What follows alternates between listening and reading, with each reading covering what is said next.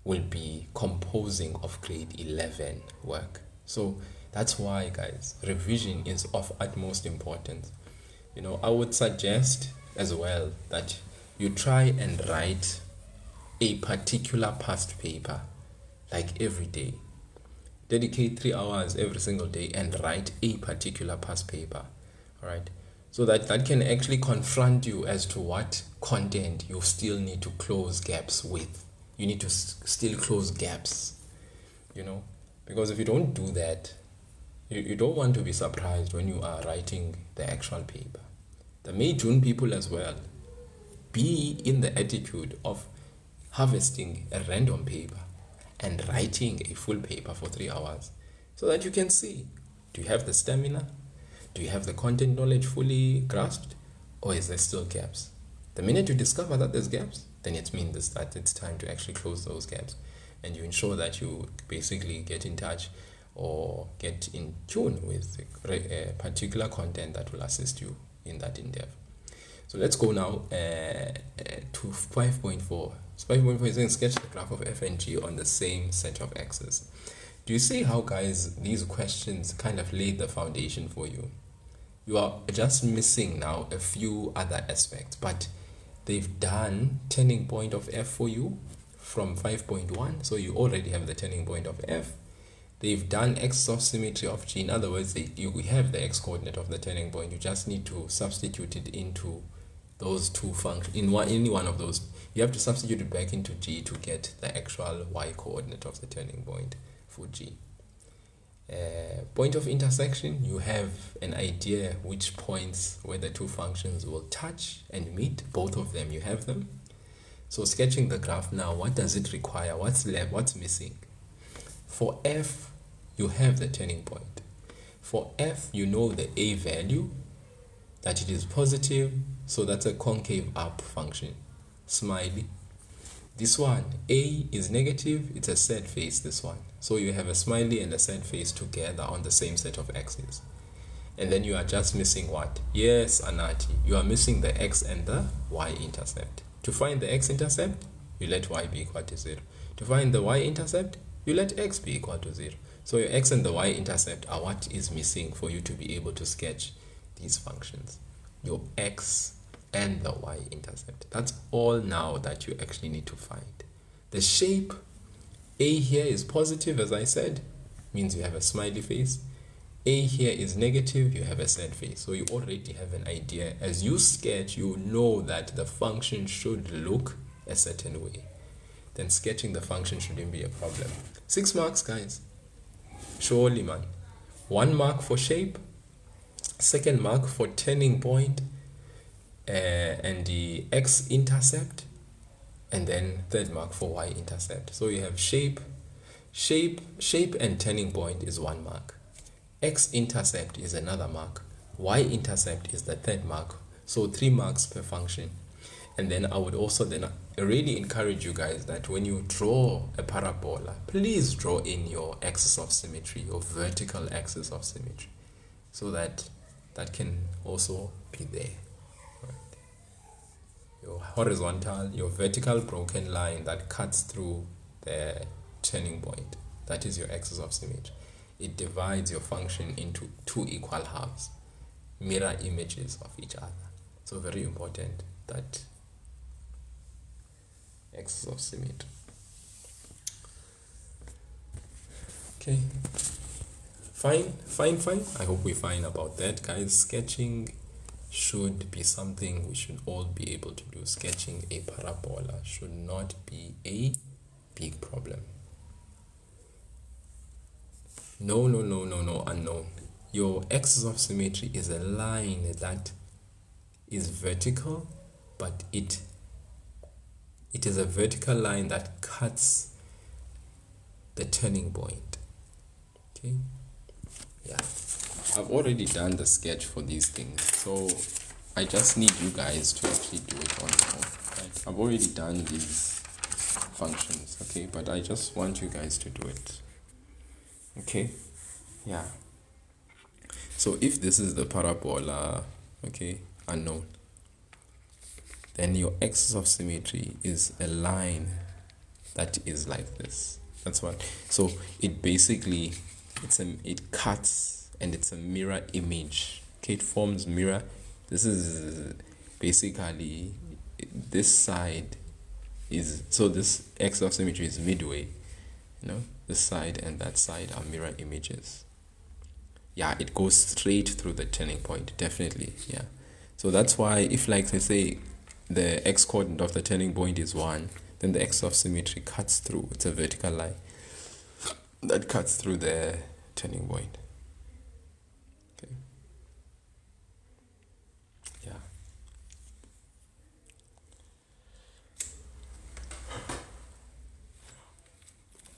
So yeah, guys, when I had done it myself, this was my guide.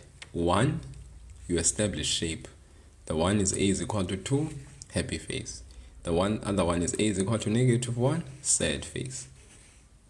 So we establish shape from the a value. 2, turning point. Remember the turning point? You read the turning point for this function.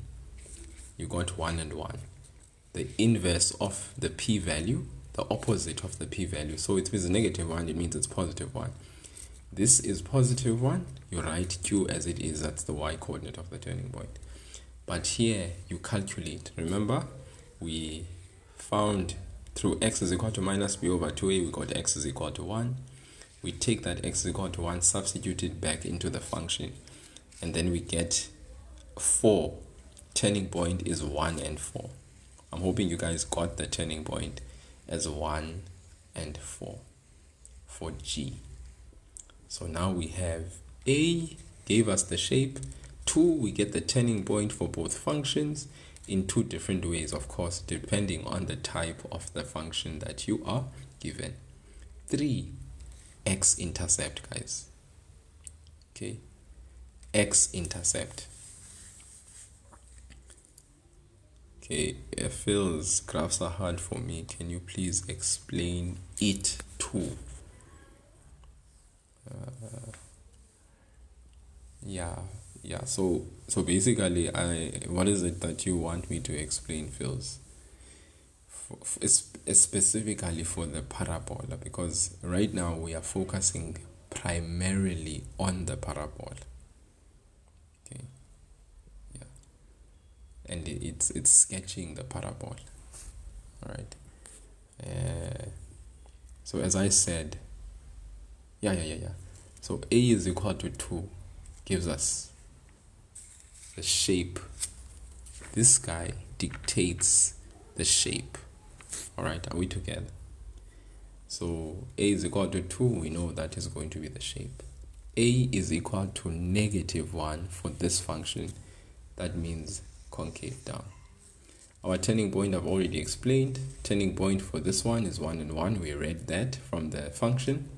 This one is 1 and 4. We calculated it. Okay, by using x is equal to -b/2a, we got the x coordinate, which is also this is the equation of the axis of symmetry. We substituted it into G, we get G in the place of x, we substitute 1, -1, the whole thing squared, plus 1, 2 times 1 plus 3. Negative is outside, 1 squared is 1, 1 times negative is -1, plus 2, 2 times 1 is 2, plus 3. 5 plus 5, -1 plus 2 is 1, 1 plus 3 is 4. So that's the turning point. The x coordinate is 1, as we saw here. The y coordinate is 4. Then after getting the turning points, we go down and get the x-intercept. What is the x-intercept, guys? The x-intercept is where our function cuts the x-axis. But the x-axis has an equation, which is y is equal to 0. The x-axis has an equation, which is y is equal to 0. So if you let y be equal to 0, all right? So you go to your function. This is f of x. F of x means y. Guys, this thing here is called functional notation. All right? This is just notation which basically stands for y. This f of x means y. Y means f of x. Alright? So if I am saying we are going to let y be equal to 0, it means I'm going to substitute in the place of f of x and have what? I'm going to write 0 in the place of f of x. So then 0 is equal to 2 into x minus 1, the whole thing squared, plus 1. That means I have an equation that I need to solve. Solve for x for this equation. Now when I do so, I take the 1 over, it becomes negative 1. There's a 2 that is the coefficient to the bracket. I divide both sides by 2. I get more negative 1 over 2. When I want to get rid of this square, I take the square root on the right. But what I do on the right, I do on the left. Okay? No, k. F of x only means y. I repeat again, k. F of x, this is just notation. It's called functional notation. Functional notation is used so that we can differentiate between functions. For instance, f of x, but look at this one. This one is g of x. This is just a way of making sure that we are able to differentiate that this parabola is called g of x, this parabola is called f of x. So we do not confuse different functions. Are we together? But at the end of the day, f of x in its entirety is functional notation, which stands for y. You could replace this entire f of x with the letter y. You could replace this entire g of x with the letter y. X is on the other side of the equal sign. There is x for this function. There is x squared, and x for this function on the other side. So if then now you have your function in functional notation, and let's say you want to substitute x is equal to 1, you will say g of 1. You put 1 here, but then you substitute the 1 into the expression, and then you get the answer. I hope that makes sense. For instance, that's why, for instance, here we got x is equal to 1, and then we said g of 1. When you substitute x is equal to 1, what is the output value that you get? Your y value.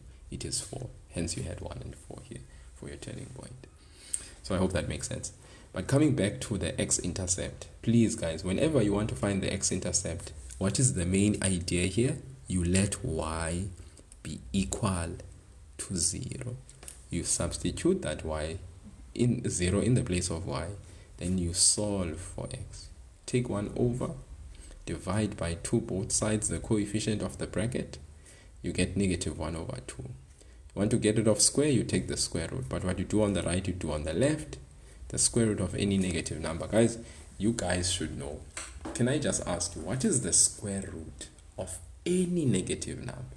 When you have an even root and then there's a negative number inside, is it possible to get something from that? Let me just show you something here, guys. Here is the square root. You put negative into 1 over 2.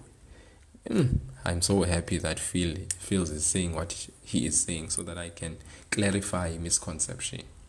Phils, the square root of any negative number is not undefined. Rather, it is non-real. Undefined and non-real don't mean the same thing.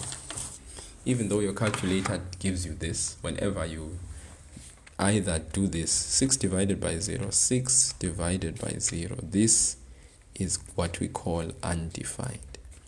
But a negative number inside a root that is even, like a square root, this is not undefined. It is non-real. Let us have a clear distinction of the difference between the meaning between undefined and non-real. Non-real has to do with a negative number inside a root that is even. So it could be the 4th root of negative 5, that is non-real.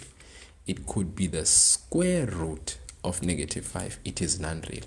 It could be the 8th root of negative 3, it will be non-real, as long as there is an even root and the negative number, that is non-real. But division by 0 is what we refer to as undefined. That is why, guys, even when they ask certain questions, you see, now I'm going to back up a little bit because I want to show you something here. You see, in this question paper, the one I was doing earlier on, look at this. Look. These questions are very common as well. Given 3 over 1 minus root k plus 3 over 3 minus k underneath the square root. The question here says, for which values of k is the expression undefined? Guys, I know I'm jumping back and forth, but there's things I need to emphasize, and you guys need to grasp these things. These are concepts that are key in mathematics, right? And they tend to be incorporated in so many other aspects of maths that if you don't know them and have a clear understanding of them, you can also sabotage yourself in other questions because of lack of understanding. For which values of k is the expression undefined? When you are asking which values of k, so where do you go? You go and look for k in this expression. Where is k? So you have two fractions. They are separated by a plus sign. In this first fraction, okay, this square root of k here, all right, is in the denominator, but it is the second term in the expression in the denominator, 1 minus root k. Question you want to ask yourself, what can make this entire fraction have a denominator here that is 0? What value of k will make this denominator be 0? If k is what? Because those values of k are the values of k you want to find, which will make the expression undefined. The word undefined means division by 0 in the denominator. Now, when you are looking for the value of k that will make for this fraction a denominator, okay, does that make sense, guys? Yeah. So Big Slime is saying, would you set each denominator equal to 0? Big Slime, that is a very big step in the right direction. Very big step in the right direction. So Big Slime is like saying, take the denominator, 1 minus root k, make it equal to 0. Okay? Take the expression in the denominator, make it equal to 0. So that you can check for the first fraction for its denominator, what is the value of k that will make that denominator be equal to 0. So let's go ahead, you transpose the 1, it becomes negative 1. Yabo? Then you divide both sides by a negative 1. Because why? You want to get rid of the negative sign. You get root k is equal to positive 1. You square both sides to get rid of the square root. K is equal to 1. So if k is equal to 1 for the first fraction, let's check. Substitute 1 there. If underneath the square root you substitute 1, what's the square root of 1? It's 1. What's 1 minus 1 in this first fraction's denominator? It is 0. So when k is equal to 1 in this first fraction, the entire thing becomes undefined. The entire thing. Okay, so that's the first value of k that will make that possible. Let's come here. Take that square root of 3. Square root of 3 minus k is equal to 0. Make the expression be equal to 0 that is in the denominator. Now we are going to square both sides. Why are we squaring both sides? To get rid of the square root. 3 minus k is equal to 0. We isolate k. Minus k is equal to 0. You take the 3 over, you get minus 3. You divide by a negative coefficient of k, both sides. What do you get? You get k is equal to 3.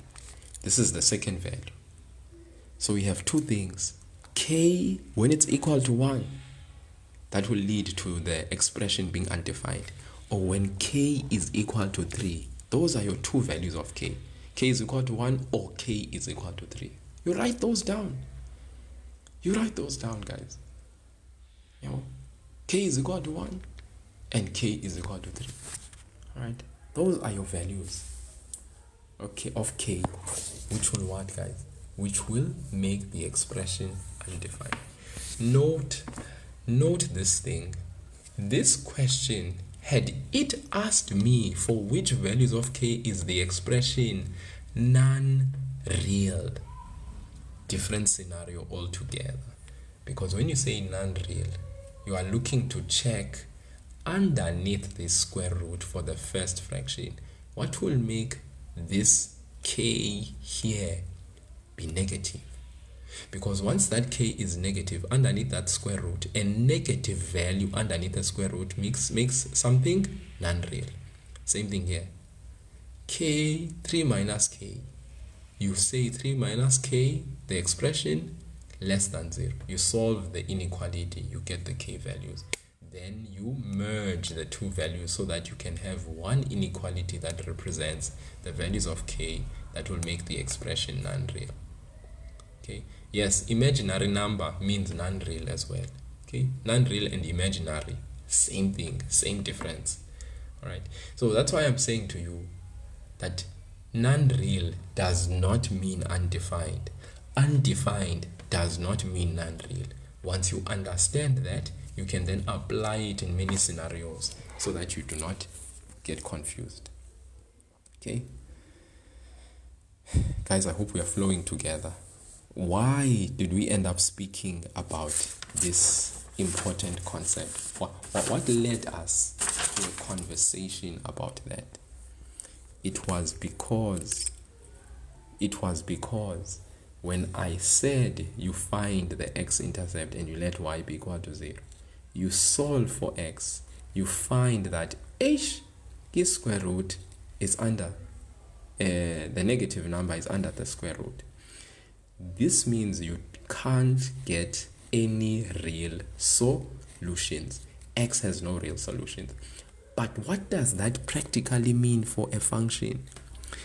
It means that that function does not cut through the x-axis. So in other words, there's non-real roots, meaning there are no x-intercepts.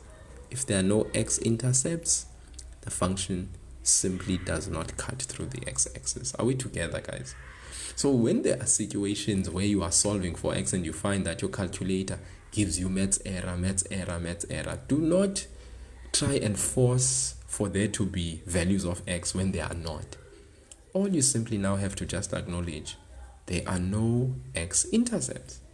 The function does not cut through the x-axis. All right. But look, we go to g of x. G of x is this function. You let y be equal to 0 because you want to find the what? The x-intercept. I get there. Look at it. You let x be equal to 0. Divide by negative, because the negative coefficient is negative 1 for x squared. You divide by negative left and right. This becomes x squared becomes negative 2x becomes negative 3. Negative times 0 is still 0. You factorize, or you use the quadratic formula if you are very lazy. You get the x values. Here we have the x-intercepts and the coordinates of the x-intercept, 3 and 0 and negative 1 and 0. Once you have the x-intercept, guys, you can now then find the y-intercept. What is a y-intercept? A y-intercept is the place where the function cuts the y-axis. What is the y-intercept? The y-intercept is the place on your Cartesian plane where the function cuts the y-axis. What is the equation of the y-axis? It is x is equal to 0. So when we want the y-intercept, what do? We let x be equal to 0. Makes sense, because the y-axis is a vertical line, and any vertical line has the equation x is equal to some constant. This situation, x is equal to 0. So what do? You let x be equal to 0 in your function. So f of 0, in the place of x, you substitute 0. F of 0, you substitute in the place of x 0, you solve, you get the corresponding y value. When x is equal to 0, y is equal to 3, these are your coordinates. X is equal to 0, y is equal to 3. You want to find the y-intercept of g. So you say g of 0. Same thing. You substitute in the place of x, 0. Okay. Please, guys, the negative sign is not inside the bracket. The 0 is alone inside the bracket. But then you work it out, you get 3 as well. So that means your coordinates for the y-intercept for the parabola g of x is 0 and 3. So you have 0 and 3, you have 0 and 3. Look at my sketch, guys. Look at my sketch. Look at my sketch. This is. Okay. Remember, f had no x-intercepts. This is the graph that had no x-intercept. It has y-intercept, which is 0 and 3. When we did the point of intersection, f of x is equal to g of x, when we solved, remember, we did solve, we got x is equal to 0, x is equal to 2, then we got y is equal to 3, and the y is equal to 3, then basically 0 and 3, 2 and 3, 0 and 3, 2 and 3. Please, guys, my sketch has other things that I've done to it, right? Because I was answering questions. But when the sketch is pure, the function of f, right? Here it is. This parabola, the turning point was 1 and 1. X was 1. This is where x is equal to 1. This is where y is equal to 1. So where the two meet is the turning point, 1 and 1. So I know this is where I'm turning. The y-intercept for f, remember the y-intercept for f was 0 and 3. 0 and 3 is there on the y-axis. Then because I had the coordinates of the point of intersection as 0 and 3, 2 and 3. Look at these coordinates. The y value is the same. That means these points lie on the same horizontal line. Look at this, guys. 0 and 3, 2 and 3. They are on the same horizontal line because the y values are the same. So that's 2 and 3. So this parabola, there it is. You see? Look at this. Because at some question we had a question that said find the points of intersection, we were able to determine where the functions cut and cross and meet and have a party together. They have a party here and they have a party there. Togetherness, nati fella, you know, that's where they are having togetherness. Then f of x, guys, sorry, g of x, that was the one that was concave down. You see, I'm already anticipating the shape. There, you see? Get g of x into it. Turning point, fire, 1 and 4. There we go. X is equal to 1. Y is equal to 4. Where are we meeting? There. That's where they are meeting, here. There's their turning point. So I know it's going to be turning here down. You see? Then, point of intersection, where they meet together. The x-intercept, remember it had x-intercepts, this one, where x is equal to 3, there we have it, and x is equal to -1, there we have it. Then that's where we cut, guys, you see? And then Mr. Say went ahead and drew the vertical x-axis. We labeled it, x is equal to 1, so that we know what's what. And to me, I like talking about the function just to investigate what we have. This function, it goes up, meaning here it is increasing. Then there, it turns. But then here, it starts going down. So where are we increasing? Here we are increasing. And you know, guys, that everywhere when the function is increasing, it means that the gradient is positive. Where we increase, our gradient is positive. Where we decrease, the gradient is negative. We are decreasing, gradient is negative. But listen, Gengoku. Where is the function negative? Below the x-axis. That's why you have negative signs here. Negative, negative, negative, negative. Here on the x-axis, it's neutral, it's 0. Where is it positive, the function? Y values are positive here, here, here, here. Then they neutral. Where is the function negative again? Down there. You see? It's very important to note these things. Where the function is negative, below the x-axis. Positive, above the x-axis. On the x-axis, equal to 0, equal to 0. Below the x-axis, negative. Look at this one. This function is never going to be negative at all. It's always positive because it's found predominantly above the x-axis. So we are positive everywhere. But this function still goes down here, meaning the gradient is negative. There, the gradient is 0. Here, the gradient is positive. The y values are positive everywhere though. Gradient is negative this side, it is 0 here, it is positive there. That's the gradient. But the y values are positive everywhere. There's no way that this function has negative y values. Alright. So sometimes when you are asked where is the function increasing, then if you have the axis of symmetry, it makes life very easy. What is the axis of symmetry? X is equal to 1. So where's the function increasing? It's increasing where x is less than negative, less than 1, less than the axis of symmetry. Where x is less than 1, function is increasing. Where is the function decreasing? Where x is greater than 1, the function is decreasing. What about this one? Where is it decreasing? Where x is less than 1. Where is it increasing? Where x is greater than 1. So your axis of symmetry can help you judge from where to where is the function increasing and from where to where is the function decreasing. These are things that are important for you to know, because when you know those things, it helps facilitate understanding for your function of the parabola. Okay, and these things are very helpful at some point. When you answer other questions, when you have knowledge, very good.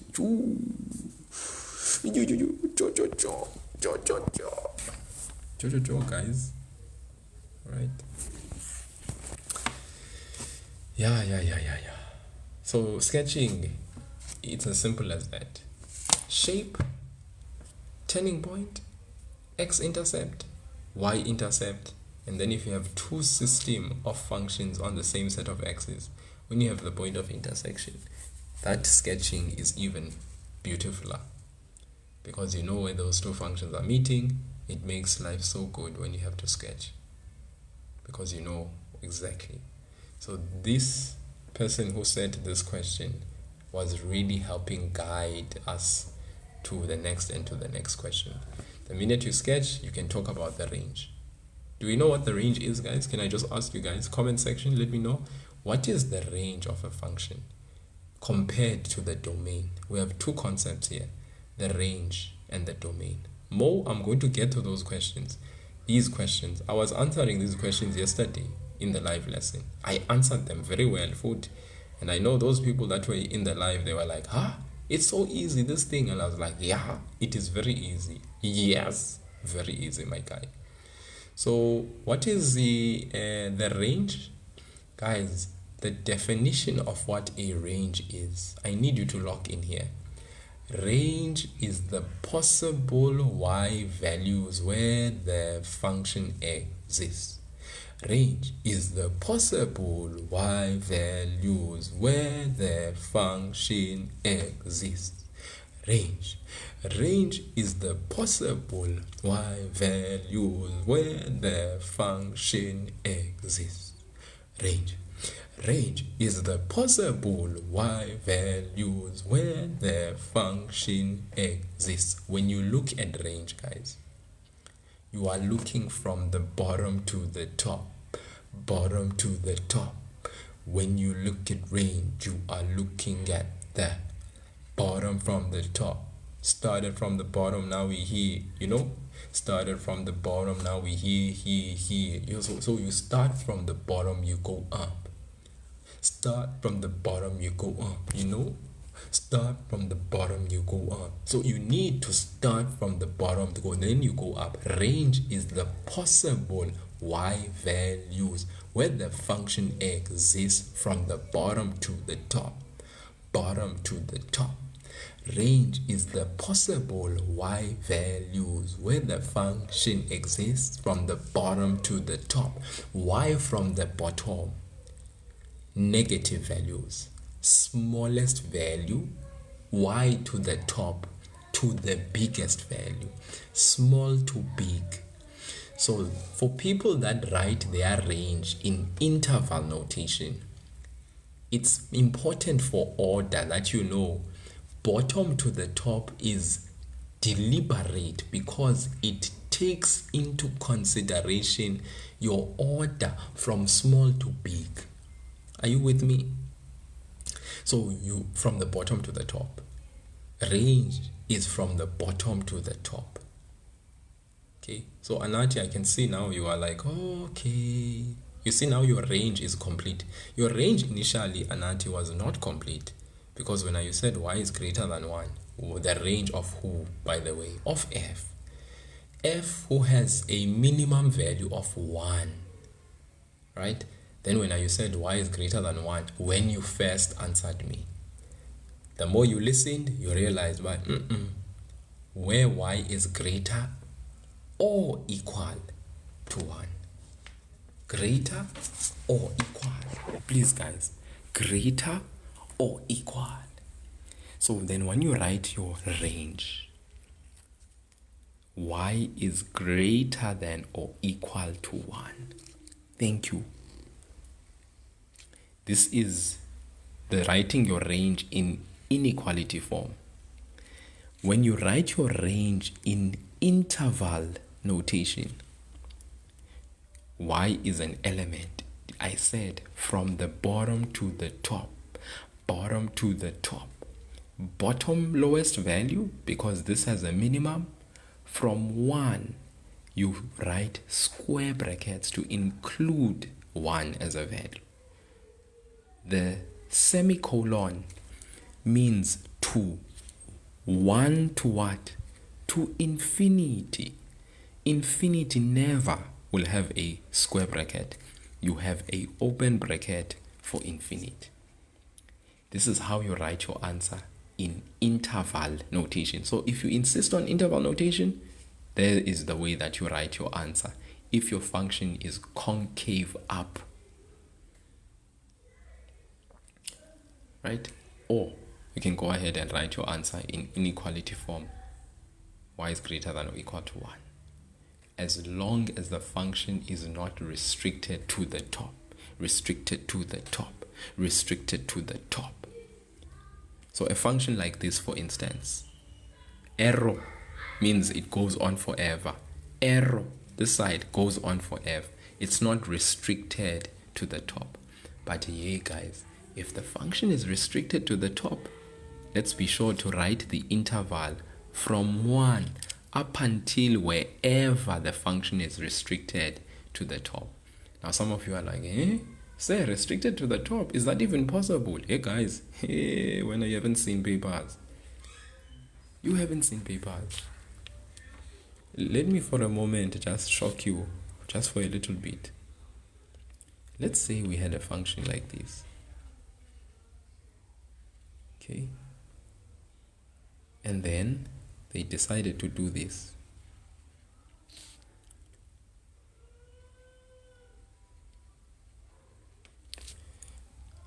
Hopefully this is a familiar sight. Let's say this here is 3 and 4. Here is minus 3 and 4. Yeah. Then here, the coordinates of the turning point, this is made up, guys. It was 1 and 1. The question is, what is the range of the function? Okay, sorry, let's just do this. Okay. Yeah, because it has to be the same restriction. If it's shaded, it must be shaded for both. If it's open, it must be open for both. If I say what is the range now, guys, remember I said range is the possible y values where the function exists What is the range? Range is the possible y values where the function exists. Function exists. We measure it from the bottom to the top. Bottom to the top. Now the question is, to the top, is there a limit? Yes. The limit is because there are shaded dots indicating we stop there. From 1, which is the y value, which is the smallest, to where? What is the y value that is the highest? From 1, which is the y value, which is the lowest. From the bottom to the top, what is the highest y value?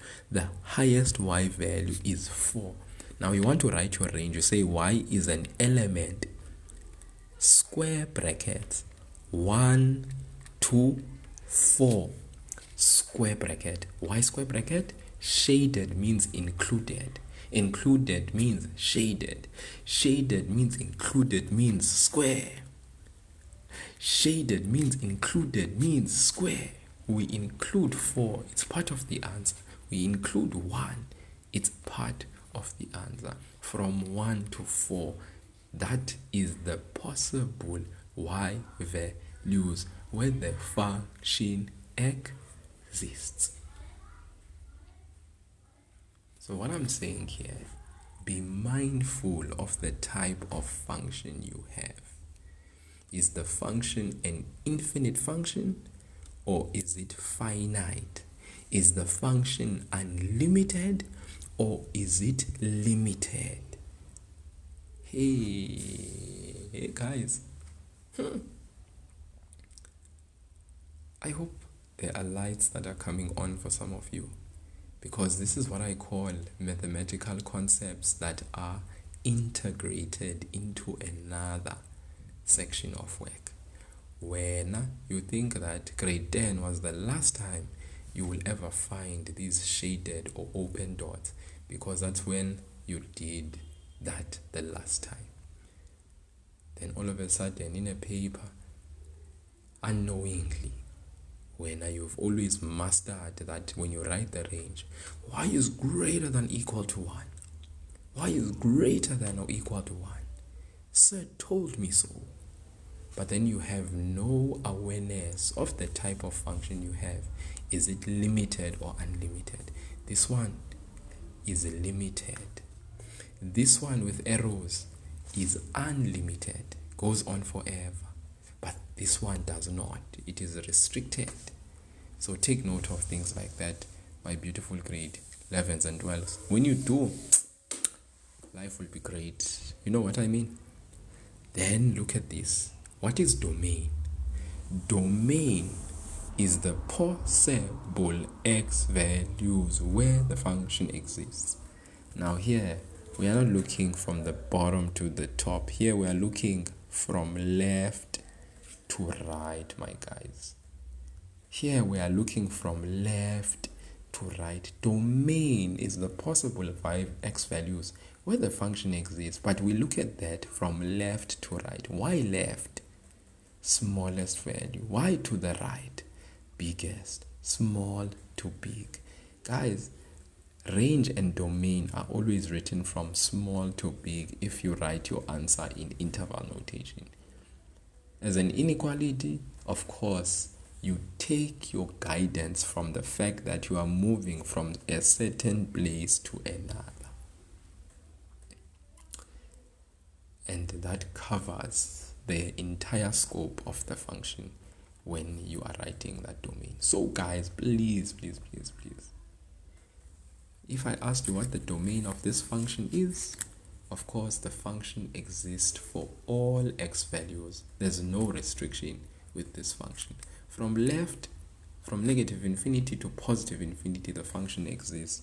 Open, or you can just say x is an element of real numbers. Straightforward, no problem. But hey, what happens when you have a parabola? It has restrictions. A parabola, it has restrictions. What is the domain? It has restrictions. What is the domain? It has them restrictions. What is the domain? So from left, who are we coming from? To right, who are we reaching? From left, who's the x value involved? To right, who's the x value involved? So what is the domain for this function? Do we still say x is an element of real numbers? X is an element of negative infinity, positive infinity, generally speaking. Is that true for this function? What do you have to say for yourself, people? What would be the domain for this function that is restricted? What would be the domain, guys? Tell me, speak to me. Now I need you guys to write in the comment section. What would be the domain for this particular function? I know sleep is coming upon your faces, guys. You are tired. You want to sleep. I know that. Yeah, but who can answer me? What would be the domain for this function? This one. Kulumana. Okay. Kulumana mpela.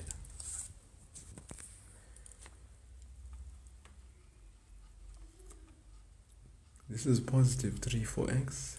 This is negative 3 for x. What would be the domain here?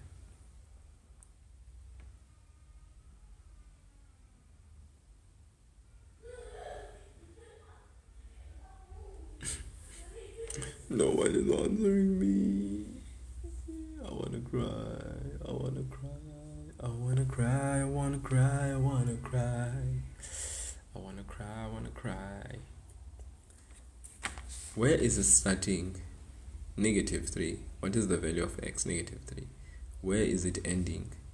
At positive 3. X is positive 3. So from left to right, we are coming from negative 3 all the way to positive 3. So what do we do when you write that domain? X is an element, square brackets, negative 3 to 3. Square brackets. Guys, from negative 3 to 3, look at this. From negative 3, there are many x values that we pass through as we go through to positive 3. We are restricted. Or we can say x is greater than or equal to negative 3, but less than or equal to 3. If you want to write it in inequality form, you can. Okay? But guys, interval notation is the place to go. You check. Shaded means square brackets. Open dots means open brackets. Please, this is included. If it was open dots with no shaded, it would be not included. Negative 3 and 3 would not be included. Therefore, there would be no equal sign underneath the 3. Or you've been typing Shem man Anati Shem. I maybe let's check. I just want to check maybe the problem is that there are certain restrictive settings I put on comments.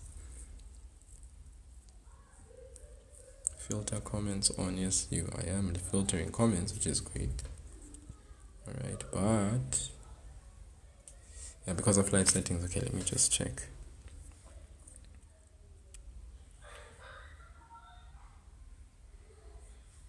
I just want to check. Let's see. Blocked keywords, show the most sent, allow comments. Allow ignorance to send mouse comments in your live visible to you. Moderate the other ignorance, filter comments. No, let's not do that. Show filtered comments in feed. Okay, yes.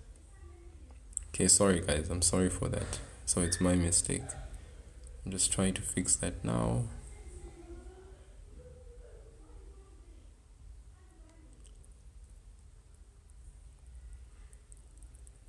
Okay.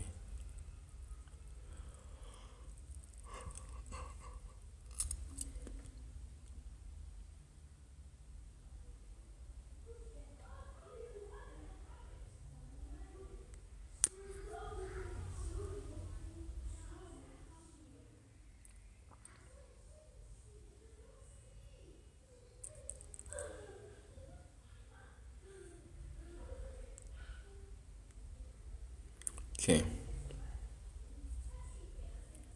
Yeah, so I've just fix that. It says because, okay, is it a must to put equal to 0? Now I'm just wondering what is that with regards to sifundo kamlenze mncube?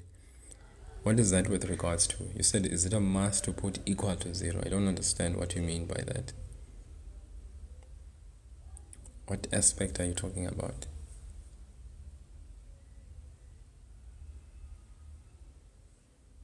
Oh, equal to.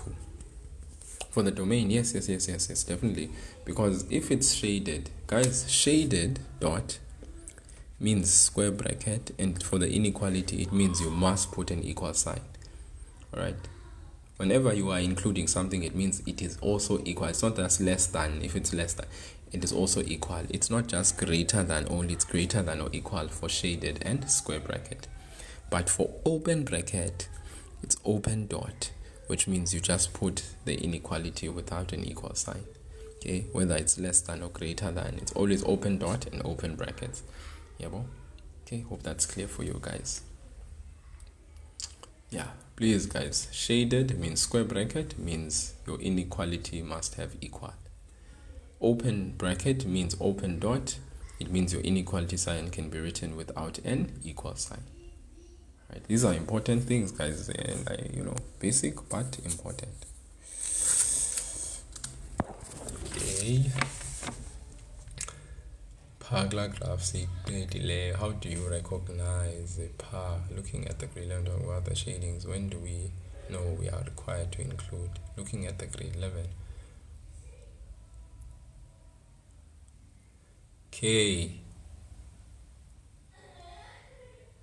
Okay, remember guys, the graphs have to be looking at the without wait, let's just back up a little bit. How do you recognize Pagla graph delay?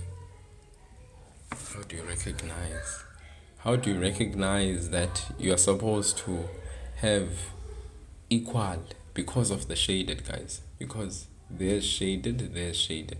So we are looking at the domain and we are like, okay, from left to the right, what's happening with this function? As we are moving from the left to the right, where do we begin? At -3. Question, is that -3 included? The shaded means included. Is that 3 also included? Yes, the shaded means included. So that's how you know it is included. And included also means equal. Alright? So you can't just say less than alone. Alright? Hence we say x is greater than or equal to -3, but less than or equal to 3 because of the shaded dots. We know we include the value. But if, let's say, both of these were open, we would say x is greater than -3 but less than 3. There would be no equal sign. These brackets would not even be square, but they would be open because these are open dots. If both were open, it would be open dot. What if it was open then shaded? Then of course you put the square bracket where there's shade, you put the open bracket where there's open. Anathi Maseti, last year in a grade 11, in a grade 12 trial paper in the Eastern Cape, a question came out where the graphs, but it was not a parabola, it was a straight line graph, and the straight line graph had a domain restriction. It was not a straight line that was x is an element of R. It was a straight line where x was an element of, I think, 1 to 4 or something like that. So that straight line was restricted. So when you sketched it, you were supposed to then sketch it where x, starting from when x is equal to 1, ending where x is equal to 4. You could show that sketch of that function. So it's just that, Anat, just because you may have gone through all past papers, and see, this is the thing that we are now learning about past papers. You cannot fully rely on the credibility of a particular past paper and think that, well, because the past papers have never showed something of anything like this, then therefore it means. This is basically concepts, guys, that are in grade 11, in grade 10, and in grade 12, and are being integrated into functions. Okay, when you are saying, but we don't work with shades dots in grade 12, that's the thing I'm saying to you. You do not work with shade dots in grade 12, but it is a concept that is there in grade 10 when you are doing inequalities. So therefore, that concept that is there in inequalities in grade 10 is being incorporated into your functions in grade 12 or grade 11.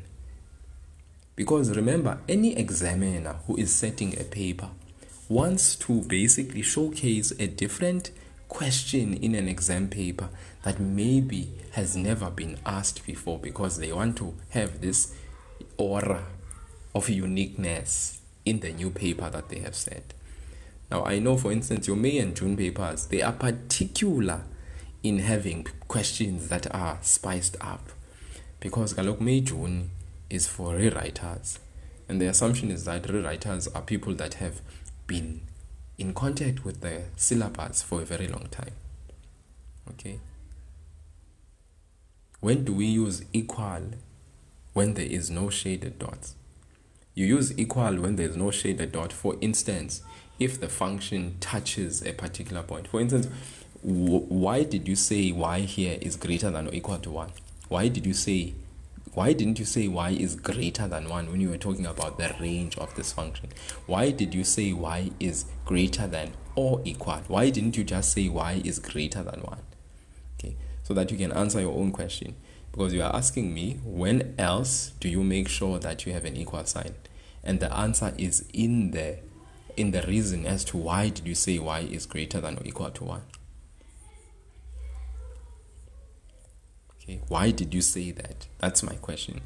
It's because the function touches the y value, which is 1.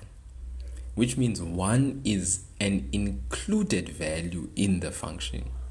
So when you're talking about your range, the possible y values where your function exists, we said we look at range from the bottom to the top. Okay. But why did you include 1? As I was speaking, you did get that I was including 1. But then my question is, why did you include 1? Because your including 1 meant that you have an equal sign instead of just leaving it as y is greater than 1. Okay. The reason you included the 1 was because the function touches the y value, which is 1. Okay. The function passes through 1. In other words, 1 is included in your parabola. So for you to not say y is greater than or equal to 1 becomes a problem. Why? The 1 is your minimum value. When you are talking about your minimum value, since this is a concave up function, your y value, that is 1, is your minimum, and it is included in the function. It is part of the function. So when you're writing your range, when you're starting from the bottom, you are going up. So where are we starting? Our starting point, if we are writing the range, is 1. Do we include 1? Yes, we do. Then as we include 1, we are starting there. Then where do we go? Above 1.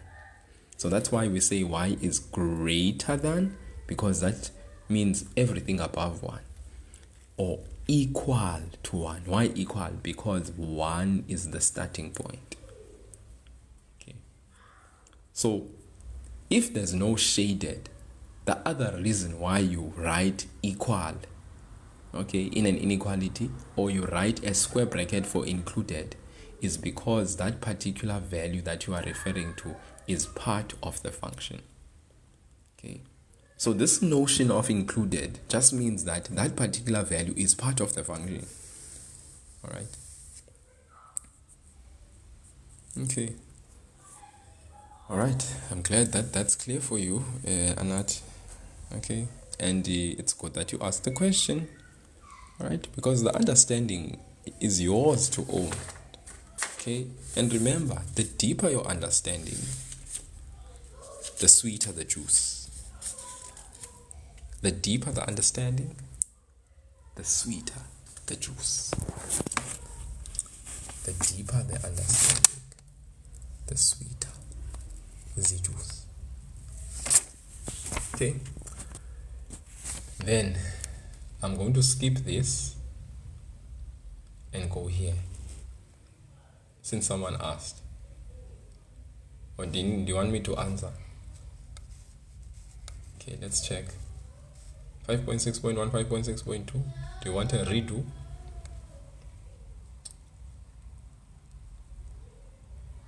Five 5.2.2. There's no 5.2.2 here. More? 5.2.2. Where in the world is 5.2.2? Is this more? Hi. Okay. Alright, let's answer both because Anati is insisting that we do. So that means I'm going to sleep at 12:30 today because 5 points up until 5.7.3 is where I'm going to. You see, now I'm recapping literally everything I've done. I thought I would be actually answering other questions, but I guess if you guys feel you need explanation for that, let's get it started. Find the values of x for which g of x. What is g? G is this function, the one that was facing down, the sad guy. Let's go and look for him. Where is g drawn? Here is g drawn. They are asking us to find what? For which values of x is g of x less than 0? So remember, when we say g of x less than 0, what did we mean by this? Less than 0 means what? For this function, which is this one, we are looking where is y negative. What are the values of x where y is negative? By now you should know this, guys. Less than 0 is something that means negative. The concept less than 0 means negative. G of x is functional notation, which means y. So when you want to look in this function, where is y negative? For which x values is y negative? Come to the function g. Let's go through the function. Here, in this region, how is y? In this region, below the x-axis, how is y? Okay, here you can see the signs. Here they are negative. At the x-axis, how is y? I want you to answer this question as well. At the x-axis, what is the value of y? Here we saw that y is negative, but at the x-axis, y is what? Thank you, Anat. It's neutral. And Phils, you even add, it's equal to 0. Thank you so much, both of you. You guys, you put a smile on my face. Here, how is y? All the way until before we meet the x-axis. How is y here for the function? Okay, thank you, Phils. It's positive. It's positive, right? Then at the x-axis here, how is y?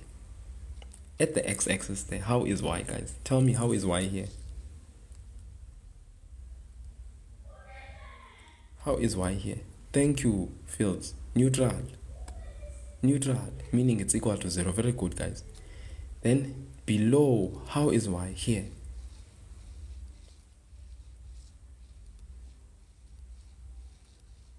How is y here? Thank you, guys. Negative. And Anati, very good. Feels negative. Siyazolelo, negative. Are you guys making that? Now, the question, what is it saying? Find the values of x for which, for the function g of x, y is negative. What are the values of x? Important that I have my x value here. The x value here is 1. Negative 1, sorry. Important that I have my x value here. The x value is 3. What is this region here? It is the region where x is what? All the values before negative 1. We call them values of x that are because they show the y values being negative. All these x values here are values of x that are what to negative 1. In this region, because in this region, as I go back, that's where y is negative. But x is what to negative 1. Thank you, Mo. Mo, I love you, when x is less than negative 1. In this region, guys, this region where y is negative, my value of x here is less than negative 1 for this region. This is where y is negative for the function g of x. The value of x is less than negative 1. That is where y is negative. So my answer for this one is x less than negative 1. That's my first answer. I'm not done. Or I continue more. Between negative 1 and 3, we saw that y is positive. So had they asked for which values is g of x greater than 0, we would have easily said where x is an element, open brackets, negative 1 to 3, open brackets. You see, we are not including negative 1 and 3. Why are we not included? Because it says g of x greater than 0. We would have said x is an element of negative 1 to 3, open brackets. Or we would have said x is greater than negative 1 but less than 3 if they had asked for g of x greater than 0.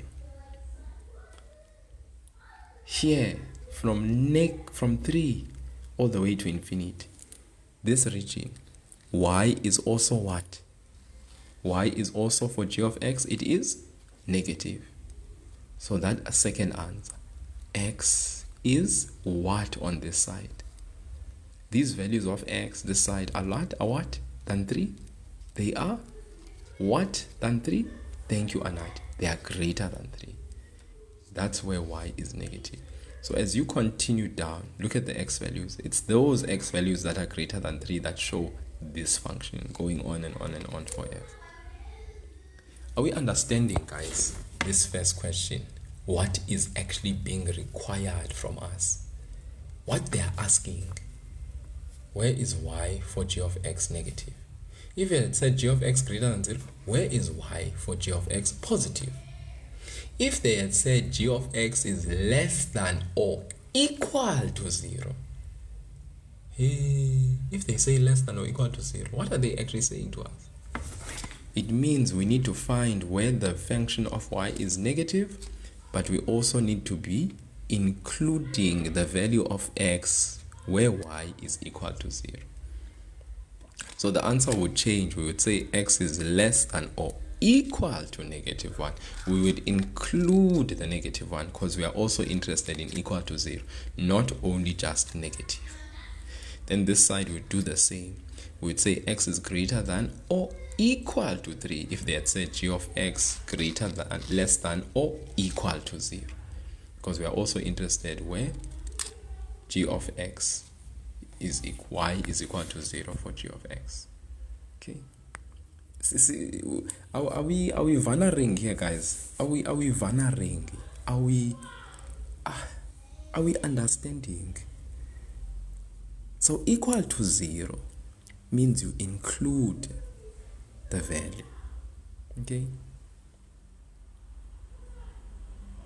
I think ndiyayiva cause bendingayiva ngocacisa ngo-less and greater.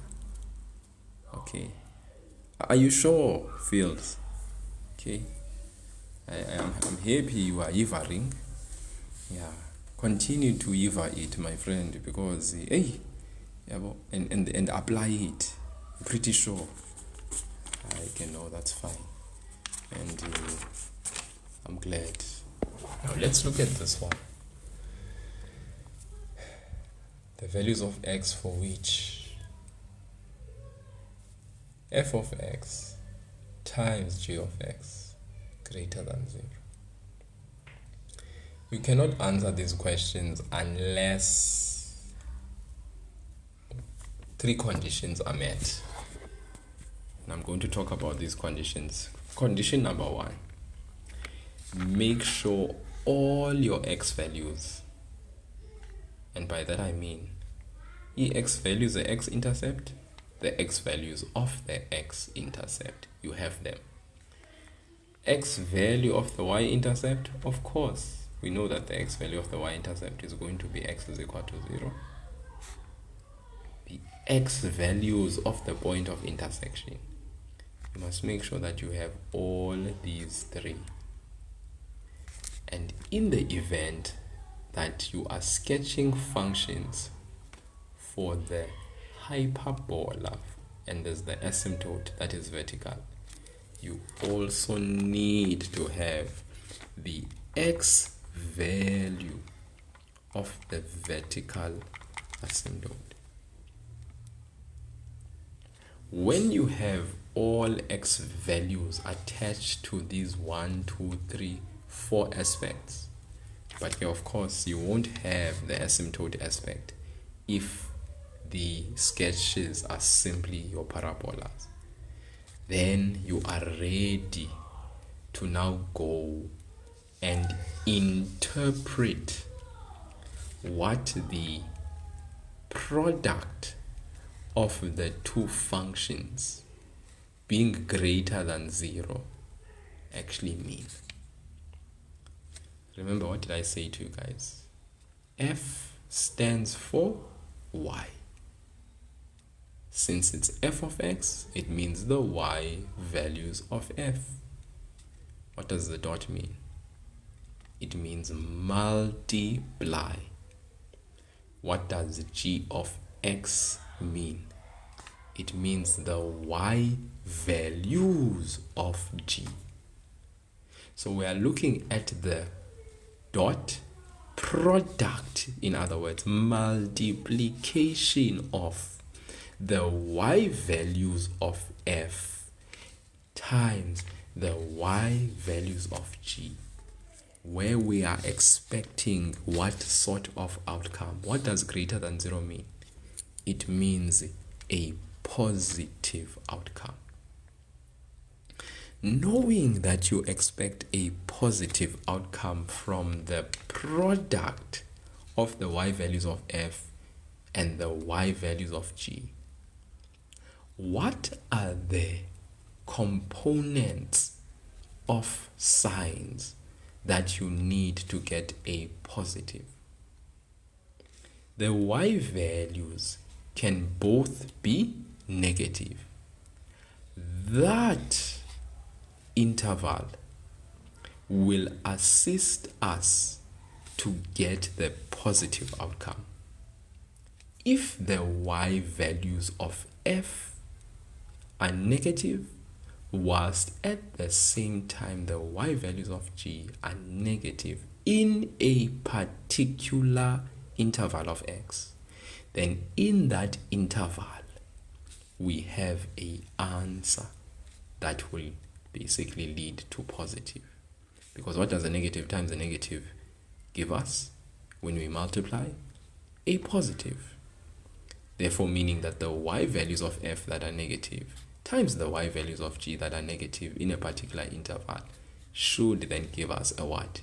The outcome greater than 0, which means positive.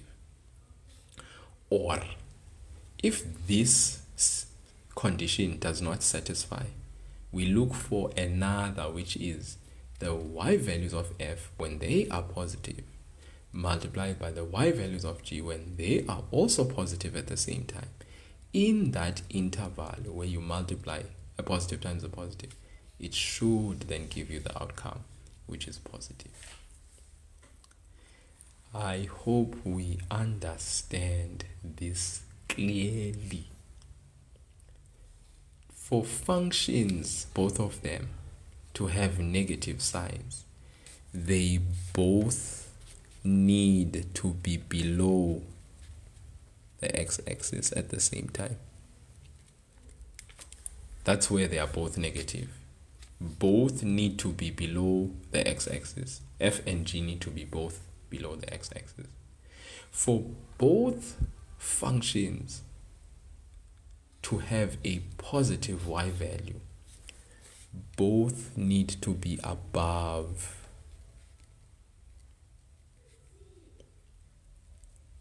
the x-axis.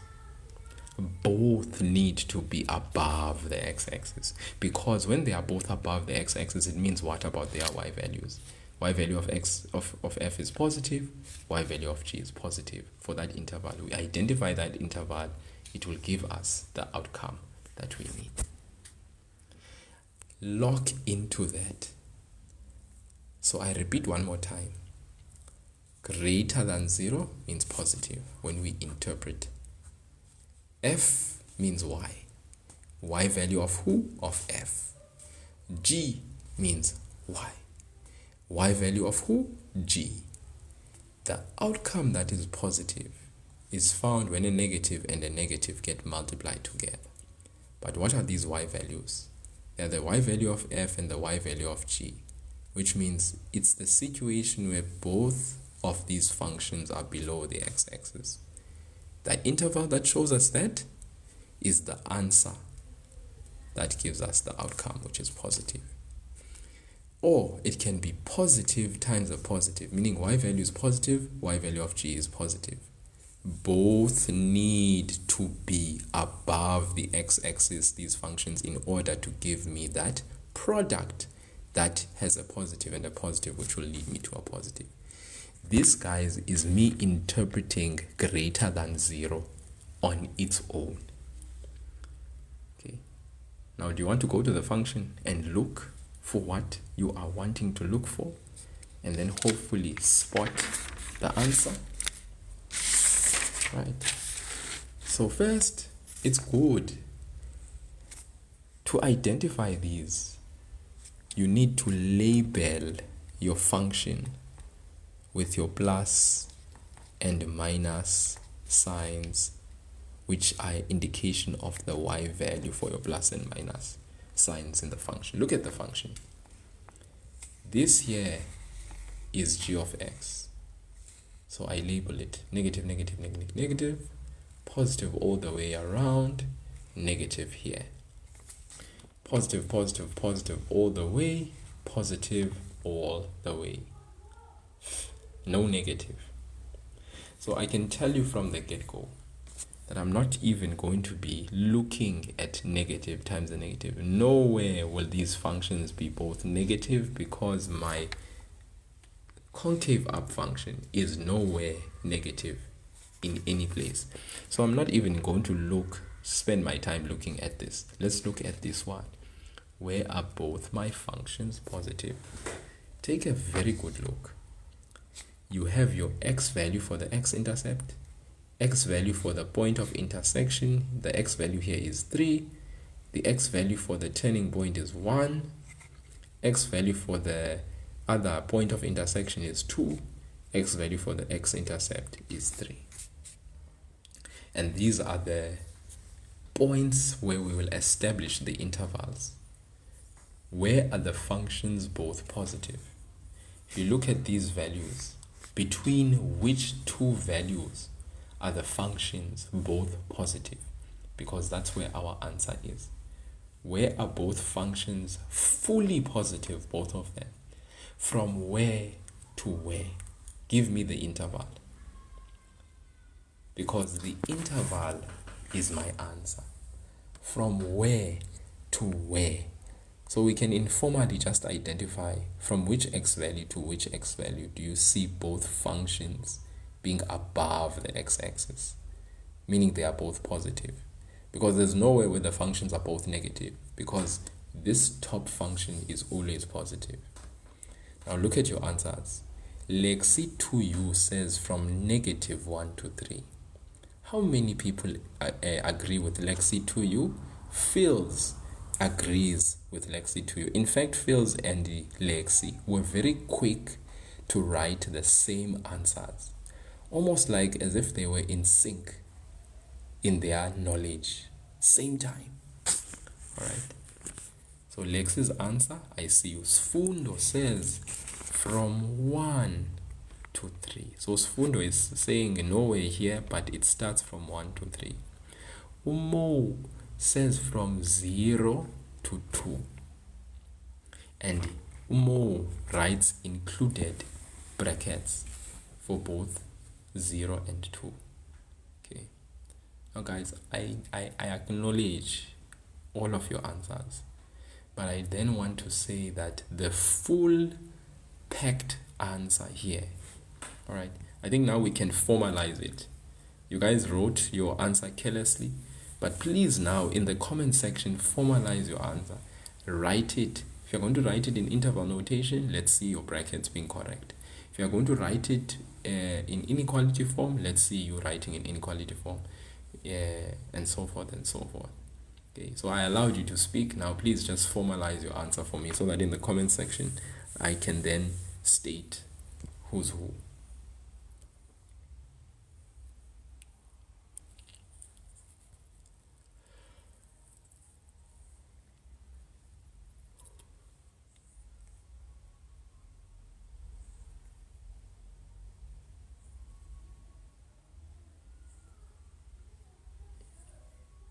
Okay.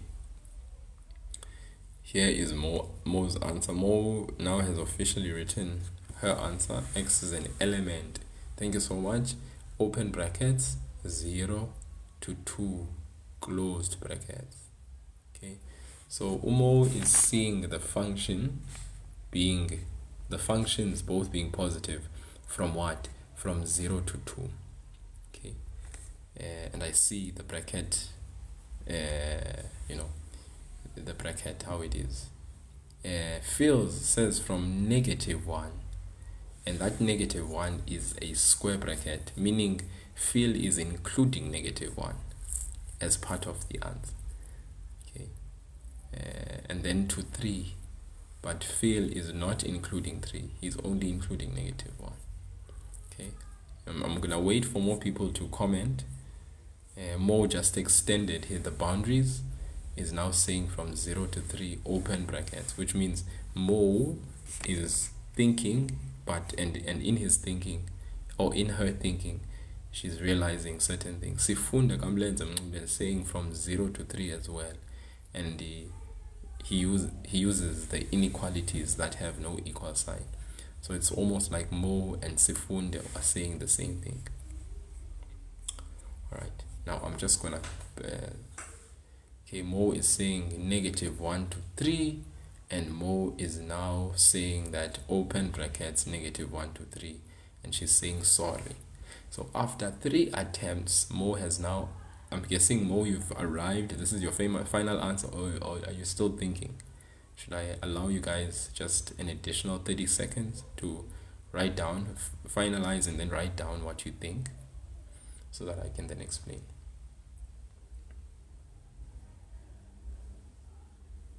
Both functions should either be positive or both should be negative in order to meet the conditions of f of x times g of x greater than 0. So can you explain this thing of included brackets? Yeah, this thing of included brackets. You include a bracket when you are basically saying the value that you are starting with is part of the answer, but you don't include brackets and you write a round bracket if you are not including the value of x that you are referring to. Okay, you are not including it as part of your answer, right? Lexi is saying square brackets for -1 to -3. Okay, Siazolelo saying -1 to 3. There's no included for -1 and 3, just -1 to 3. Okay, so guys, here's, I think let's now answer it. I think I've given you plenty of time, guys.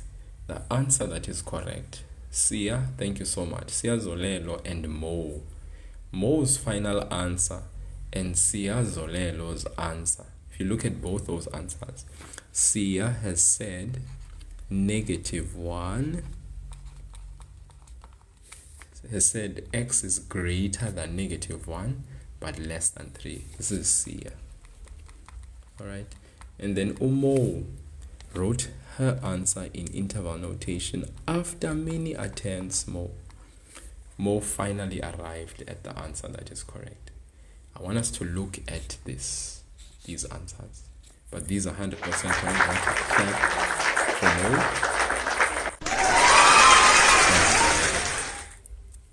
Okay, Zolelo, Sia, you guys did phenomenal, and Mo. Where are both these functions positive? Let's first look at what had been said by many of you at the beginning. Someone said from 0 to 2 initially. And let me tell you this. At 0, both f and g are actually positive together. You continue from 0 and you go towards 2. Positivity exists. Reaches 2, it still exists. Alright, but it seems it goes beyond 2. So you can't say 0 to 2. That's incorrect. But 0 and 2 are part of the interval. What about from 2 to 3? This function is positive. This function is also positive. So that means our answer is extending beyond 2 to 3. At 3 exactly, we can't include 3. Why can't we include 3? At 3, there are two things, guys. This function is positive, f is positive. What's g is 0. Do you guys know what 0 times a positive number actually gets you? It gets you 0. Yet in our condition, we didn't say greater than or equal to 0. We simply said greater than 0. Alright? So if we go ahead and include 3, then we are basically saying it's also equal to 0, which was not in the condition. There is no equal to 0 here. There's just greater than 0, which means positive. So we want the positive outcome, not equal to 0 as well, just positive outcome. So here positive times a positive is still working. We get to 3. There's 0 times something that is positive. That doesn't give us positive, it gives us 0. So we cannot include 3. So it was good for those people that did not include 3 at the end. 3 is part of the is not part of the answer. 3 is not included. So very good. But if you included it, it just means you are failing to see that a 0y, a value of y that is 0 times by a value of y that is positive gives you 0. And we did not say equal to 0 should be part of the answer. Right? Okay. But if there was equal to 0, we would include 3. Because a 0 times something that is positive gives us an equal to 0. But since there is no equal to 0 for this inequality sign, we are only looking at positive. Positive only exists just before 3, not at 3. Then let's extend beyond 0. What's happening here? Functions are positive. What about at -1? It is 0 again for y, and that is positive. So we cannot include -1 because it gives us a 0 times something that is positive, which is a 0 outcome. We do not want a 0 outcome because here they said greater than 0, not equal. But had they said equal, we would include -1 as well. In fact, if they had said equal to 0 with the greater than, we would have included both -1 and 3. But since they said equal to 0 is not being regarded, therefore we write from -1 to 3. So the best answer is to actually say in inequality form, x is greater than -1 but less than 3, or you can write it in interval notation with open brackets. Okay. So I hope this makes sense, guys. Alright, can I just get a thumbs up to those people that have been here since the inception of the explanation? Is this making sense, my good people? I need you to confirm or to ask questions. I need you to ask clarity seeking. If you don't understand something or you are lost, especially you've been here from the beginning, because Galoko, there's been a development and a build up to what we are at now. So I need you guys to confirm with me if this is clear for you. Do you understand, guys, why we accept this as the answer? You either write your answer in inequality form or interval notation. Okay, so please, you need to ask, like, if you're saying no to the last question, what is your question, bro? What you're like, Moss, you were listening. So my question is, what is your question? You need to ask your question. Okay, because you see, Moss, you can't expect me to know. I am not a Sangoma, guys. I don't know. If you don't speak, if you don't comment, if you don't ask the particular question, you are listening, Moss. So there's something that you're not getting. Every time Dayam feels for this particular concept, for this product greater than 0, yes, that means positive outcome. What if this thing had said f of x times g of x less than 0? Okay.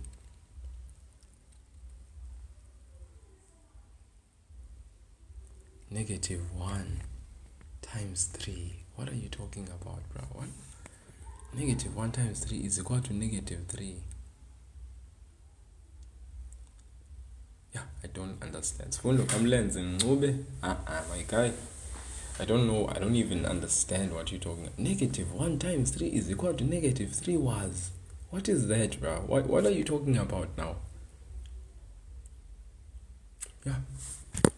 Bua.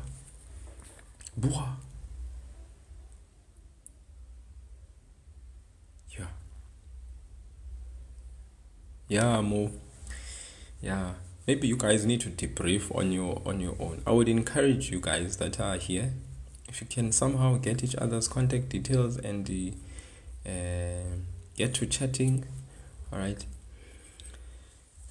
I don't have a problem if, let's say, for instance, this particular group that met with me today wants to basically have maybe a WhatsApp group with me, and then you can debrief. You guys can even chat. You can start your guys' own group, and then you can invite me when you have the group warm and good. You can call me into the group. One of you can request my number, and then I can send it to you. You can add me in the group, and then we can talk about these specific things. I'm not talking about a big group here. You guys were the guys that were here since now that we were doing the lesson. So there are specific things that you may have questions about, which some of these questions you can even get an answer from even one amongst you guys. You can get the answer. So it's not necessary that I need to be the one. But for instance, Mo there is explaining something to Sfundo. I don't know if Sfundo understands when Mo is saying you don't multiply the x values but the y values. I mean, that's what we've been doing here. I said here, f means the y values of f. I didn't talk about x values here. G means the y values of g. The product gives us a positive. So Tina, we're looking for y values that are negative for f and y values of g that are negative, because the multiplication of negative and negative gives us a positive. Then I said for f, you are looking for y values that are positive, or you can look for y values that are positive. Positive times positive gives us a positive. Where are the y values both negative? They are both negative below the x-axis. Where are the y values for the functions positive? They are positive both when both the functions are above the x-axis. So it's straightforward. Then we are just looking where are the functions both positive or where are the functions both negative. Okay. Yeah, go ahead, Phils. Okay, go ahead. And then you can request my number in the inbox. I will send it to you once you feel like that group has been established. Okay. Go ahead, do it. Have fun. Break a leg. Don't break too many legs. Yeah. Okay, listen. Now that we are here, I want to explain this one now. If they say f of x times g of x is less than 0, what does less than 0 mean? Guys, please, man. Well, less than 0 means negative. This is an outcome, Ivo, from a product. How do you get a negative outcome? It's either f that is positive for y and og is positive. Negative times positive gives you a negative. Or the other way around. Either it's f this time that's positive times g that is negative. That will also give you a negative. So basically for both, this just means that they are, one is above, one is below the x-axis.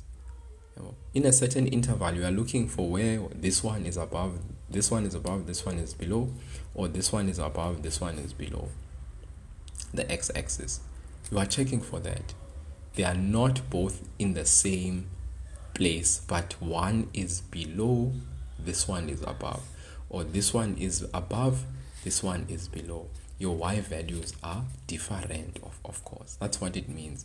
That's how you get a negative sign, when your y values are in different positions on the x. One is above the x-axis, the one is below, the other one is below, one is above. You check for those intervals because the product gives you a negative. You check the x values where you have such situations. Guys, if you were to look at this, where do you have a positive and a negative for these functions? Chonga chonga. Look at here. Where x is equal to 1, if you say x is less than negative 1, what are you saying about this function? It's continuing being positive. Ne? This one is above. Look at this one. What's happening when x is less than negative 1? This one is continuing to be negative. So a positive and a negative, that gives you the outcome that you need. Lexi, Lexi, when you are too good. Lexi, I would like, yo, Lexi. Boah, Lexi. Guys, Lexi, look at Lexi. Hi, Lexi. Hi, Lexi, boah, guys. Boah. So when x is less than negative 1, an answer pops up. What about here, this side? Yabo? We're very good. David's, is it David's? D1 Evits. Gachiso. Yeah, Gachiso, very good. Mr. Peace. This one, negative. This one will continue to be positive. After 3, x is greater than 3. Those are your two answers, guys. X is less than negative 1 or x is greater than 3. Finished. What more do you want? Okay. Yeah. Now it's a matter of looking at different scenarios. So a product may lead you to that. Okay.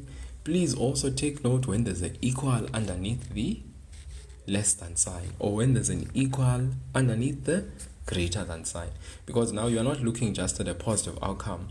When there's an equal to 0, please guys, if there is f of x times g of x, let's say it's greater than or equal to 0. When there is a greater than or equal, remember the outcome here is positive. You're looking at the product and you're looking at positive outcome. So you must check that situation, but also at the same time, you are looking at equal to 0. When you say equal to 0, it means an outcome that shows you 0. Alright? So we are looking for that. And that is very straightforward. Okay? Yeah. Here, at x is equal to negative 1, y is 0. A 0 times something that is positive will give you 0. So we can include negative 1 now. If we go continue, you can see both are positive. That takes care of the positive side. So that means everything in between, positive, everywhere. We come to 3. At 3, what's happening? Y is 0, that one is positive. A 0 times something that is positive is 0. So that means we include 3.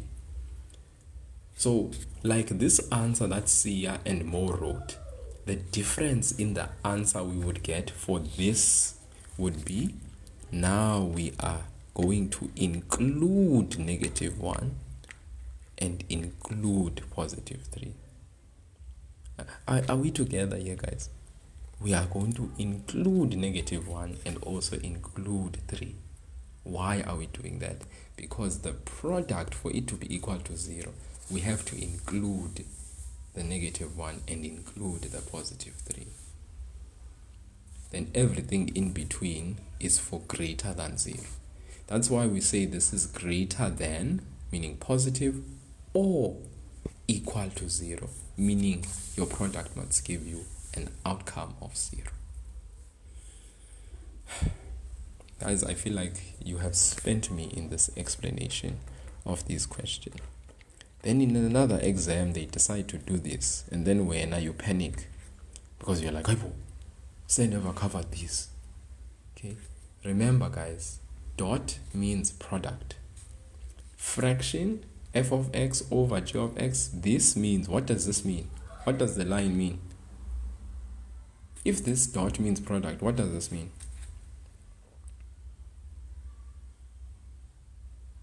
Thank you, Phil. Divide. Isn't division and multiplication referred to as inverse operations? Isn't these called inverse operations? So that means you're still looking at your signs, because for division, what is the outcome? Positive. Doesn't a positive divided by positive give me a positive? Yes, it does. Doesn't a negative divided by negative give me a positive? Yes, it does. So we are still looking for where do both functions operate above the x-axis, both of them, and where do both functions operate below the x-axis. Now, one thing to be careful, remember, g of x is in the denominator. That means g of x cannot be 0.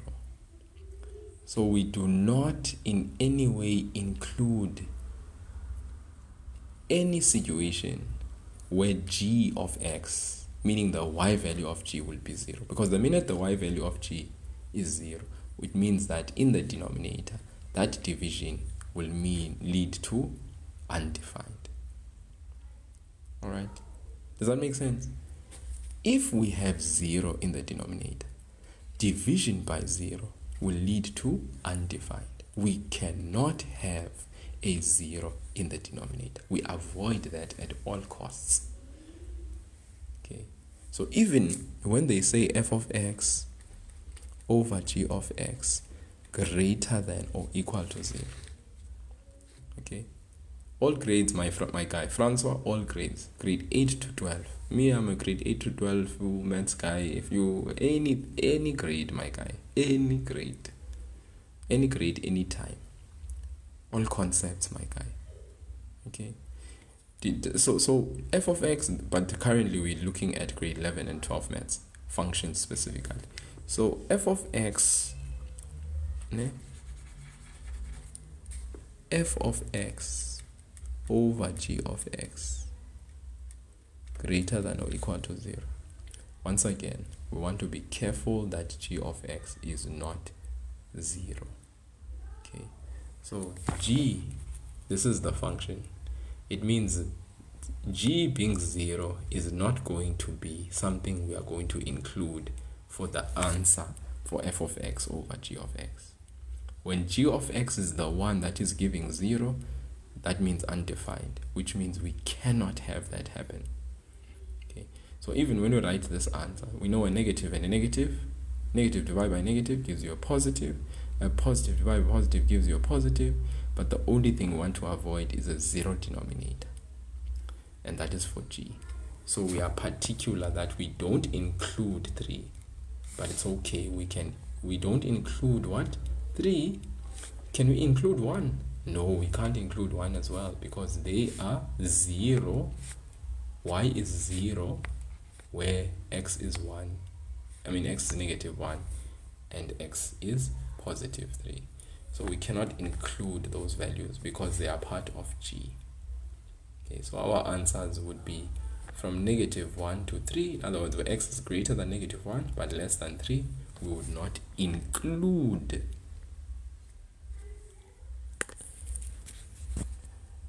those values of x. Okay guys, I only have literally battery power to end up until this point. I am waking up early in the morning. Work still requires me to attend to it. So I will save this video and just put it up so that people can rewatch it, to their heart's content. Though obviously there is the video that is already there that you can watch. But yeah, I will put this up, So I'll see you tomorrow again, around about the same time. See if we can start early again, like around about 8-ish. Probably will go live a little bit earlier than that tomorrow. It is Friday. I know some of you really don't want to be focusing on anything that is school related, but I do want to say to those who are writing matriculants, then I think it would be key. Where's the video, Sir Kwanyi? My YouTube channel the link is in my bio. I upload the videos that I do in these live lessons onto the YouTube channel. Alright, video quality is not the best, but I can tell you this one thing: the content and the engagement, and obviously the things that I mention and talk about, are very much helpful. So yeah, like I said, picture quality, it's literally like phone. It's this phone quality that you see, if not less than that. So go and check it out. When I do post it, I'm going to try and download the video from TikTok today so that I can upload it there, and you can check it out and review anything that I may have covered. Maybe you came in between and you missed something. So if you can actually listen and spend the time. I know this is a very long video. I mean, we started doing algebra. What was it the time then? It was like just after 9. We're doing algebra, equations, inequalities, simultaneous equation, the K-method type questions. I mean, you remember that, guys? It feels like a lifetime ago when we were doing that. But we just came from that. We started out doing that. This is what we started out doing. And there was breakdown explanations with certain things being clarified, which I think people had forgotten or did not know. So light bulb moments happened, that's for sure. I'm hoping it did, and it served a purpose, the explanation here. Then of course, we then turned our attention to the parabola functions. We unpacked some things there, explained certain things there, how to sketch a function, how to find the turning point if the function is this form, how to find the axis of symmetry if the function is in this form, and then of course how to find, the point of intersection. What do we do? Answered questions related to domain, what it is, how to identify it, what is range, what it is, and how to find it. And then of course we jumped into and then we also looked at, we kind of looked a little bit at domain, and when a function is restricted versus to when it's unrestricted, and how the domain and the range are likely to be affected when that is the case. When do we include a value? When do we not include a value?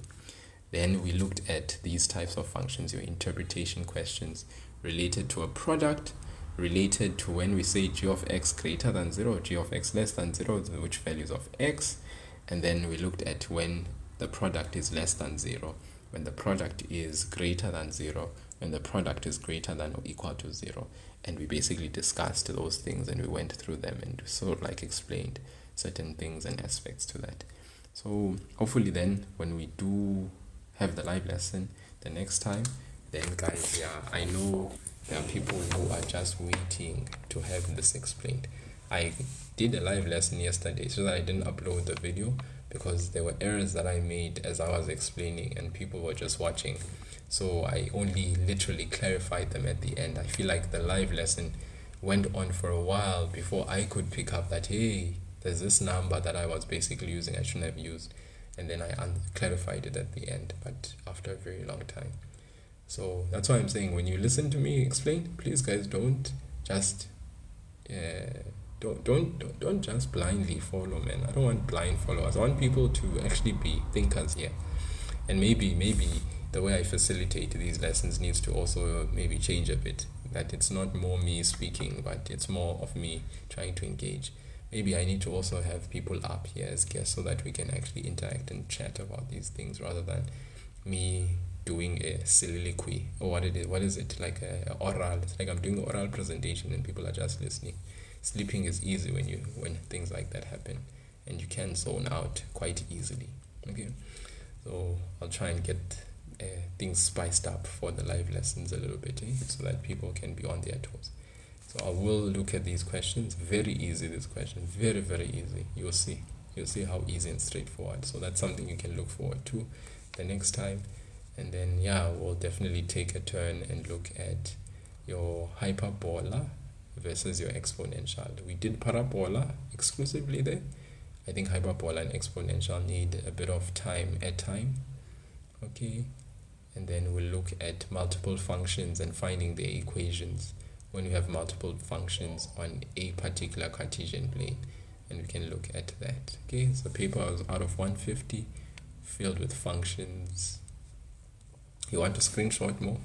Go ahead, my girl. If you want to screenshot for the purpose of yourself and answering for yourself, let's go ahead. Let me first show you the first one. Right, go ahead, have fun.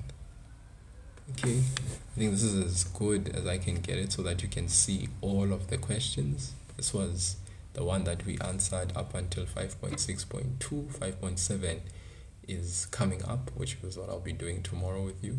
Okay, we'll cover that. Right, let me just, hopefully you've screenshot and just let me know when you have so that I can move up and you can take screenshots of the others. Guys, thank you as well for those that I didn't really acknowledge. Thank you for those that did gift whilst I was busy explaining. I think at certain places people came and gifted, but I was just too locked in. All right, but thank you so much, and thank you for the double taps. We got to 18.1k likes, which is quite sweet. No wonder there's been people coming in and out in this live lesson, because you guys were double tapping and it got the attention in this live, so thanks. Right, this is the other question. Write down the equation of the asymptotes of f, write down the equation of the x-of symmetry of f, sketch the graph of f on a set of x's, show the intercept of the x and the asymptotes, sketch the RG on the same set of x's as the graph of f, show the intercepts. Graph of f is translated 3 units. I love this. We're going to look at interpretation and how to write the equation after the translation of a graph. Graph of g is reflected in the y-axis. We can unpack those things. Looking forward to this lesson, that's for sure. And then show how the inequality can be solved using the equation of f and g, hence determine graphically the values of x which solve the inequality. Okay, good stuff up ahead. Okay, hoping you've screenshotted there. This one, I don't think I can fit the entire question so that you see it clearly. Yeah, this one is gonna be a bit tough because I think is the diagram is too, it's too big. Came for donations, my roommate ate my groceries. Really? Each tray. I'm in the world, bro. Yeah, unfortunately, Why does your roommate eat your groceries? What in the world, man? It's insane. Insanity at its best. 3 songs. Go on. Okay, I think I'm gonna have to leave this one. Alright. Let me just do this then. Do it in parts. Let's do it in parts. I'm just gonna show you the diagram.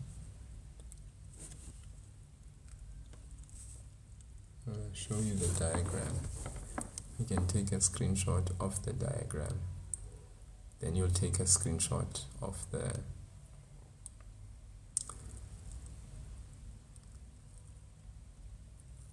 Mr. Maths teacher is laughing at my pain. Yeah. Thing is, I have no way to verify what you're saying. I think a lot of people pull out stops like you do. So I'm sorry. I can't help but laugh. Yeah. Kwani. My soul, are you kidding me? Aye, that is funny. You're saving for Malema's bail. Ish. Here we've got a fighter. Eh? You've got a very avid fighter here. I see. Yeah, that's power. That is power. Malima is the roommate. My goodness. Look at Trey. Yeah, hence I was saying there's definitely no way to verify the fact that you are laughing and having a good time about it. I'm sorry. It's hard for me to have empathy for things like that. Very hard. Yeah. Plus, my guy, some of us come from varsity. We had like crazy experience happen, such as ones that you have mentioned. Some of us went to varsities that were that were monkey infested, in the sense that we in the vicinity of the varsity itself, because it's in a nature reserve area. Monkeys came and would invade literally our rooms. They come inside and they would like literally destroy the groceries, destroy this. You'd come back to your room, roommate opens the window and like they've obliterated everything. There goes the groceries for the entire month. And then you'd be left on your knees. Varsity humbled so many of us. So yeah. And I mean the experiences you go through varsity, man, they basically build you, or they make or break. So hang in there, my guy. Take care of yourself, and hopefully an angel comes through. Humbled, dude. HUMBLED. That's what does. Varsity does. It humbles you in so many ways. But it's also the best experience you can have, I think, as a young adult who's trying to grow into a mature adult. That experience can really mold you for the better if you allow it to, or it can actually destroy you and you can become one of the worst people that there is, whilst obviously wearing a cloak of heroism or a cloak of false strength, Yeah. Anyways, guys, enough for that. Yeah, sendimamele indaba kuyalalwa mazingo. Yeah, shamalet maslaleni. Arirobale ikhathetsi yabo. Cheers guys, thank you so much. We had a great time, and I will definitely see you tomorrow, because I have to sleep myself. Cheers guys. Hey, have a good one, and thank you. 18.2k likes. You guys really pushed. Danko.